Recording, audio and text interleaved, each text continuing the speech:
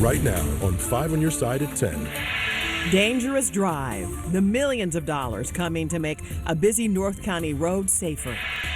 Wind-whipped fires are a threat Friday afternoon, where the fire weather warning goes into effect and when rain chances increase over the weekend. Our top story, the race to reopen. It looks like a war zone. Tonight, the local businesses working to bounce back after the storms.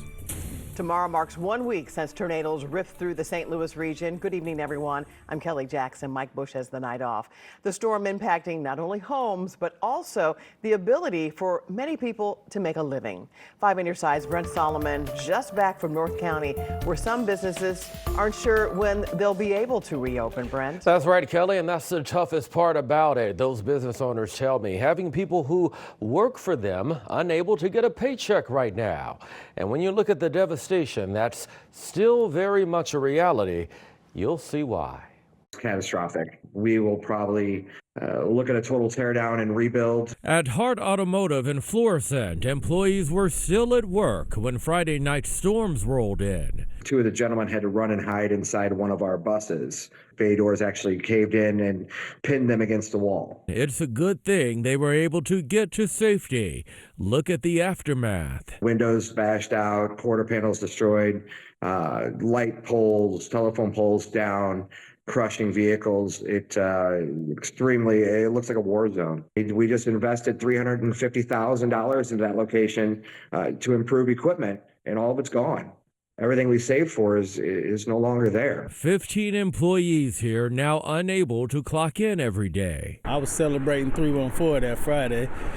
Then I woke up the next morning, I started getting a bunch of phone calls like, the roof is gone. Julian Green showed up to his barber shop and saw it for himself. A lot of duct damage, ceiling damage, then water got in, kind of deemed unsafe right now.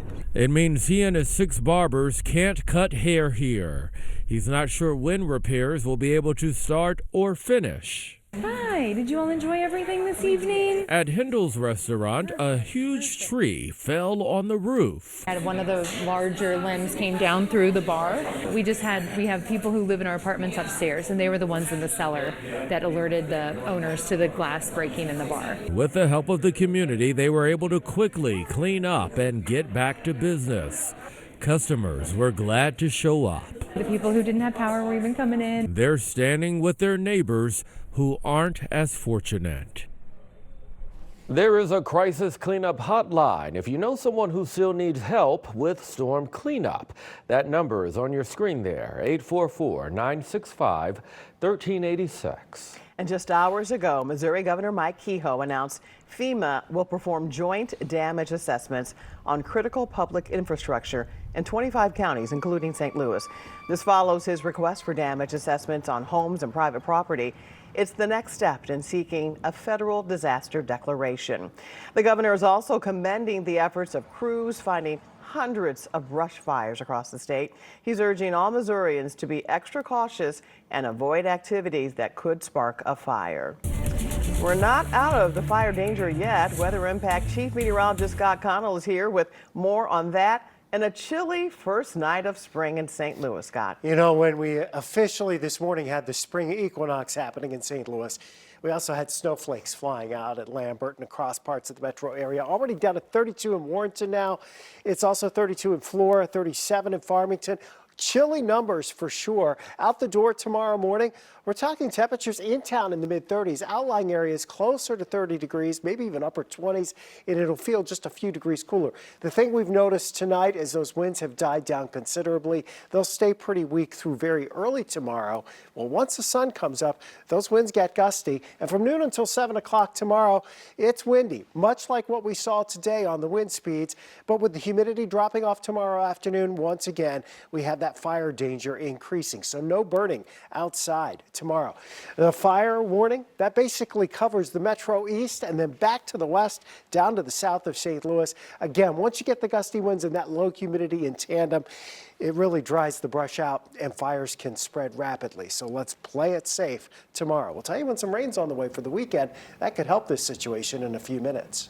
Developing tonight, St. Louis County Police are investigating a suspicious death after a woman was found dead in a wooded area in Fenton. A woman's body and a car were found off Old Highway 141, just north of Gravois Bluffs Drive. Investigators say it appears there was a crash, but they don't believe it happened recently. Anyone with information can call Crime Stoppers. That number is 866-371-TIPS. Some much-needed safety upgrades are coming to a dangerous stretch of New Halls Ferry Road in North St. Louis County. Right now, MoDOT is getting community input on the project. 5 News 5's Laura Barcheski shows us the changes coming down the road. Laura. Kelly, this section of New Halls Ferry that we're talking about is part of MoDOT's $52 million safety improvements project. They're hoping a combination of safety features will significantly reduce crashes and in return save lives. There's too many people that speed and drive recklessly on New Halls Ferry. On New Halls Ferry Road from Shackelford to Dunn Road, there were 1,800 crashes. 17 of them were severe. 25 of them involved pedestrians and bicyclists, and 3 people died between 2016 and 2020. I had a serious accident while I was sitting in a left turn lane on Parker Road trying to make a left, and the signal was red. And I got hit by another car that got knocked into my car. That very intersection, New Halls Ferry and Parker, will be receiving major upgrades, including high visibility crosswalks, reflective plates on stoplights, accessible curb ramps, and a hardened center line, which is like a small rubber barrier that forces people to turn more slowly. There's also offsetting the left turn lanes on the roadway at a couple locations. So by doing that, you're kind of lining up so that you can see past those other left turners across from the signal, and you can see if people are coming a little better. MoDOT engineer Tabitha Locke says they're also planning on using what they call curb bump out islands to narrow the street and shorten the distance pedestrians have to walk to get across. And by having that feeling of a narrower roadway, you actually, it just encourages drivers to slow down, pay attention to their surroundings a little more, and notice that they're in an area that has a lot of driveways, has a lot of commercial entrances. Resident Steve Chancellor says he's hopeful these improvements will make a difference, but only time will tell. But what I said on the questionnaire that I just completed is that what is really needed is traffic enforcement. If you weren't able to see the plans or submit a comment in person today, you can do it online now until April 3rd. We'll have a link to that on KSDK.com. Just hours ago, parents and librarians packed tonight's school board meeting in Columbia, Illinois. They want the board to reverse its action to remove the American Library Association Bill of Rights. The move makes the district ineligible for state library grants, but it gives school administrators the freedom to remove materials from its libraries. I want to make it very clear that the law does not require any library to have a prescribed list of books. And it does not prevent any library from removing a book from their shelves if it does not meet their collection development policy. Librarians say the law says no books can be removed for partisan or doctrinal reasons. Tonight, we are hearing from the attorney for former Congresswoman Cori Bush's husband just hours after he was indicted on federal wire fraud charges. Federal prosecutors say Courtney Merritt's filed fraudulent applications for 2 federal pandemic disaster loans, collecting more than $20,000 in government funds. In a statement, Merritt's attorney says his client intends to plead not guilty. He adds, quote, "As with any indictment, this is only the government's version of the story. We look forward to litigating this case in federal court." U.S. Attorney and former Missouri Republican Party Chair Ed Martin announced the indictment. The Missouri Supreme Court has granted a St. Charles County man a stay of execution. Richard Emery was scheduled to die April 2nd for killing his girlfriend, her 2 children, and her mother in 2018. Emery's attorneys say his death sentence was unconstitutional because the court cited his lack of spirituality. His lawyers say religion shouldn't play a role in sentencing. A special agent with the Illinois State Police has pleaded guilty to a hit-and-run crash. The crash happened in Shiloh back in December while Juan Felix was off duty. A 16-year-old driver says he was hit by an unmarked cruiser in Shiloh in December. As part of the plea deal, he has resigned from the force and surrendered his Illinois law enforcement certification. He will also serve 2 years probation, perform 100 hours of community service, and pay an undetermined amount of restitution to the teen. Tonight, support is growing for a St. Louis police officer seriously injured in the line of duty for a second time.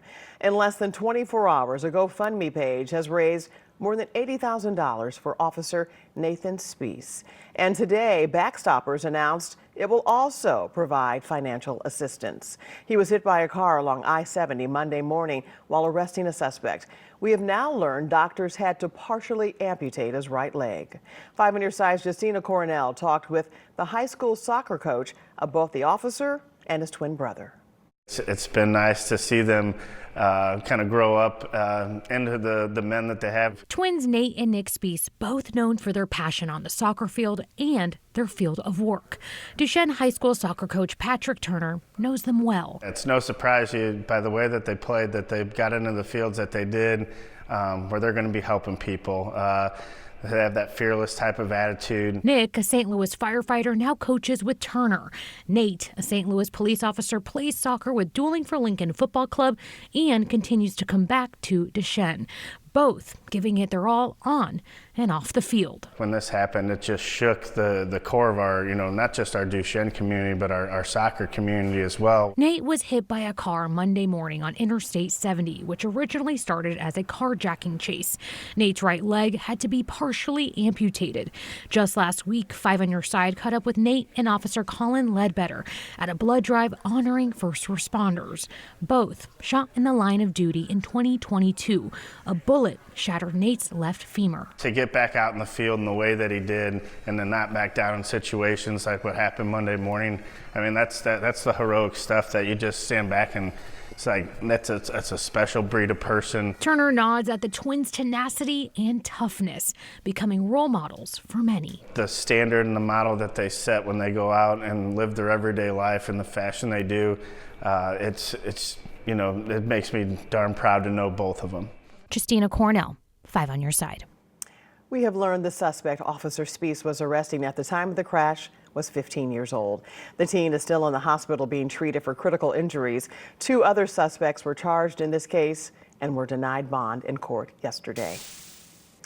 Well, tonight the dance is over for our 2 local teams in the NCAA tourney. Within the hour, 6-seed Mizzou was upset by 11-seed Drake University. SIUE's first bid to the big dance was also a short one, losing to number 1 seed Houston. Sports Director Frank Cusimano and Corey Miller on Wichita, and we'll have much more from both teams later in sports. Putting money on March Madness. They're not doing it for the money. They're doing it for the fun of it. They're doing it for the bragging rights. Tonight, we look into whether you can get busted by the law for your bracket. The general rule nationally is gambling is illegal. It's been a few weeks of wind, and more is on the way. Also on the way, some beneficial rainfall for most of us. We're tracking when you'll need to dodge the drops this weekend in about 7 minutes.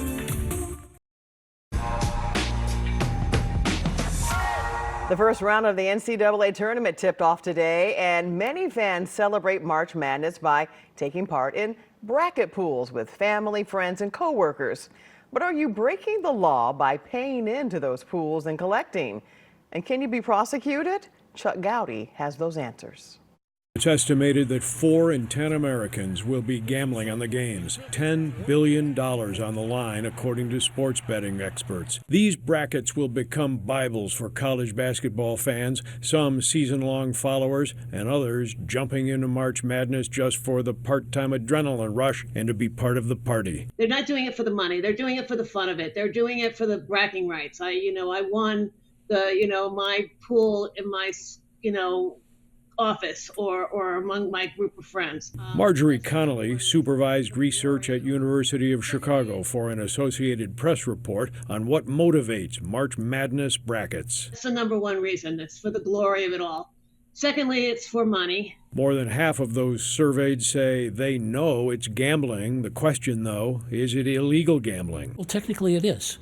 It is illegal. The general rule nationally is gambling is illegal. And it only becomes legal once the state legislatures make certain kinds of gambling legal, license companies, and what have you. Robert Lowe is a former assistant Cook County State's attorney and longtime private attorney who now handles gambling-related cases. Why doesn't law enforcement look at this and say, this is illegal gambling and we need to do something with it? Prosecutors are elected officials, okay?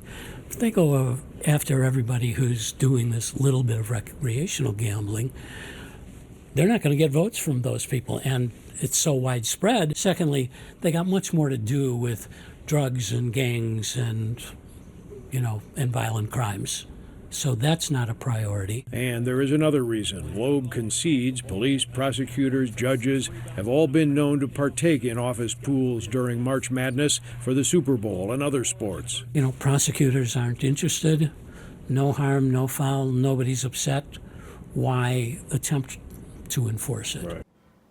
That was Chuck Gowdy once again reporting. And with sports betting legal in Illinois, you can make wagers with licensed sports books. Missouri voters legalized sports betting back in November, but it is not expected to launch until later this year. Chief Meteorologist Scott Connell is here with the weather impact forecast, and we have been dealing with wind the past few days. We have. Yesterday some of us saw 60-mile-per-hour winds. Today those wind gusts a bit lower, topping out around 40 miles per hour. And what we saw today is going to be very similar to what develops tomorrow afternoon, except tomorrow afternoon it's a warmer breeze. That breeze this morning was awfully cold with temperatures in the 30s and those snowflakes flying. We're looking at wind gusts tomorrow afternoon around 2, 3, 4, 5 o'clock in that 35 to 40 mile per hour range. That's when the fire danger will be highest. That's also when the humidity will be at its lowest. So again, you have the red flag warning, the fire weather warning, noon until 7 tomorrow. Metro East, back through the metro area. It's windy. The fire danger is definitely elevated. You don't want to burn outside during this time. Let's get some rain in here and see if we can't settle things down a little bit. We know the firefighters have been stressed over the last couple of weeks fighting so many fires with all the wind we've had. Temperatures continue to drop tonight. Under that mainly clear sky, just a few scattered clouds. We're looking at readings already down into the 30s away from town. It's 42 at Lambert right now. The wind is settled back to the west at just 5 miles per hour. Dew point's 21. Most of us are headed down into the 30s tonight. Some of us maybe even upper 20s, 51 and 37, the numbers that go in the record books for today. Tomorrow morning, most of our outlying areas will be right around 30. Don't expect a heavy frost, but some light frost expected early tomorrow morning around the St. Louis area. Fire danger, that's still up tomorrow. Again, those winds pick up out of the southwest, get very gusty as we head into the afternoon hours tomorrow. Here's a look at the system that comes in tomorrow. Brings us some clouds.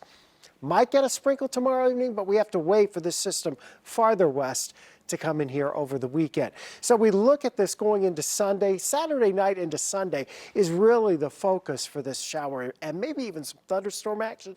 At this point, we're thinking any stronger thunderstorms would be well into southwest Missouri, but there may be some small hail down 44. Not expecting a bunch of wind or anything like that. We will expect to see a quarter to a half inch, maybe a little more of rainfall Saturday night after about 10 or 11 o'clock. And then most of it's winding down by lunchtime on Sunday. It's not a complete washout Sunday. You're back into the mid 60s for highs. And of course, next week, for some it's spring break. For others, it's a holiday on Thursday. It's opening day at Busch Stadium. Right now, it looks like the weather will be dry and very mild. Temperatures well into the 60s. We know opening days It is a holiday. All kinds of weather. Yes. So right now it looks really nice. 7 days away, that could change, but it still looks warm. Okay, fingers crossed. Thanks, Scott. Sports is next.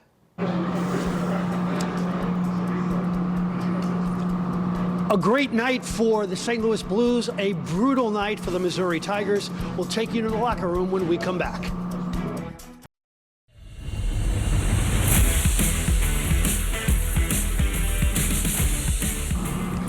and welcome to Wichita. Frank Cusimano with Corey Miller. A very disappointing night for the Tigers. They get beat by Drake 67-57. And you know, there's a lot of good things about the season in terms of you were 0-18 last year, you win 22 this year, you're sixth seed in the NCAA tournament, but nobody feels good tonight because Missouri could not execute their game plan. And it was full court pressing, and they weren't allowed to full court press because they didn't score a bucket. And to set up the press, you have to score a bucket. They had 15 field goals the entire game.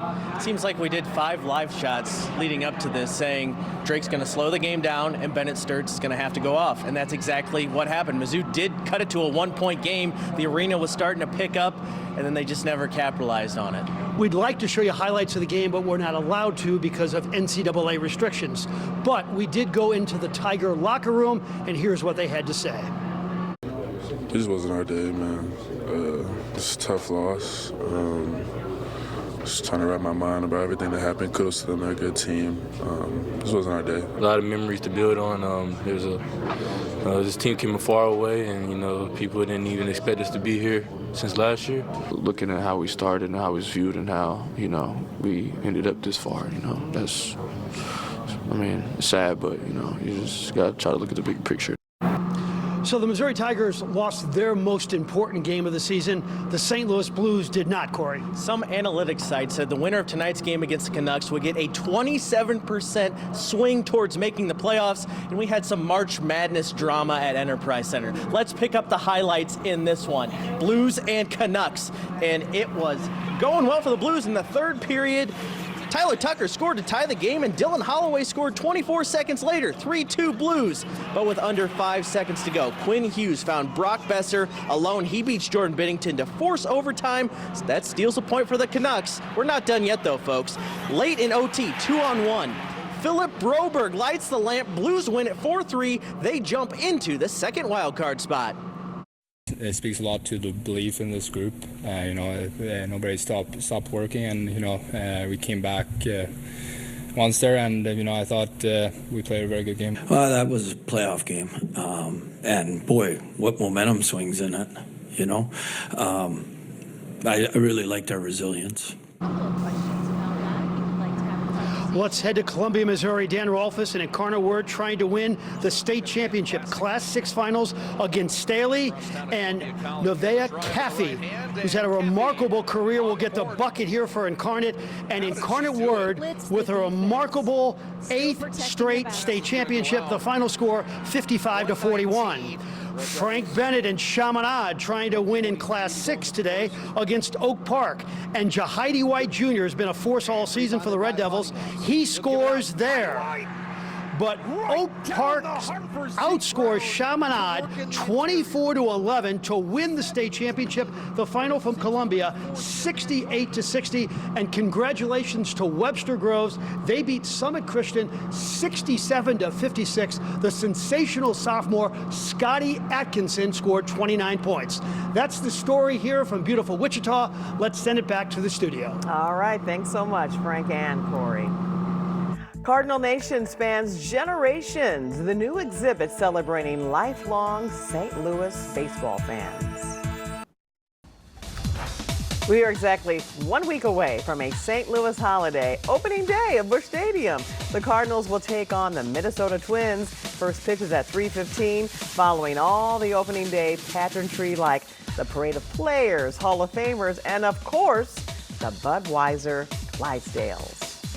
There's a new addition over at Ballpark Village this season. The Cardinals Hall of Fame and Museum is unveiling a new exhibit called Growing Up Cardinal. It explores the childhood experiences of Cardinal fans from Sportsman's Park to the current Busch Stadium. Visitors can also share their memories.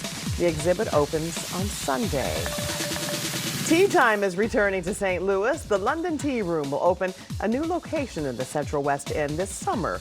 The longtime English-inspired tea room closed its downtown West location back in September after a dispute with the landlord. According to our partners at the St. Louis Business Journal, owners plan to introduce tea-infused cocktails. Scott's back with a final look of our weather impact forecast. You know, tomorrow morning you're going to need a couple of extra layers out the door. Oh, And then it gets boy. better as the day goes on. But it also dries out, and that means the fire danger goes up tomorrow afternoon. So that red flag warning or fire weather warning in effect for the metro area from noon until 7 tomorrow evening. Otherwise, it's gusty winds, and we're back to 66 with variably cloudy skies. Very limited rain chances until late Friday night. Friday night, I should say late Saturday night. Saturday night into Sunday, there will be some showers, even some rumbles of thunder. Very unlikely we'd see any severe thunderstorms anywhere close to St. Louis. All right. Thank you, Scott. Thanks so much for joining us at 10. We're always streaming on the free 5 Plus app. And be sure to start your day with Today in St. Louis at 4 a.m.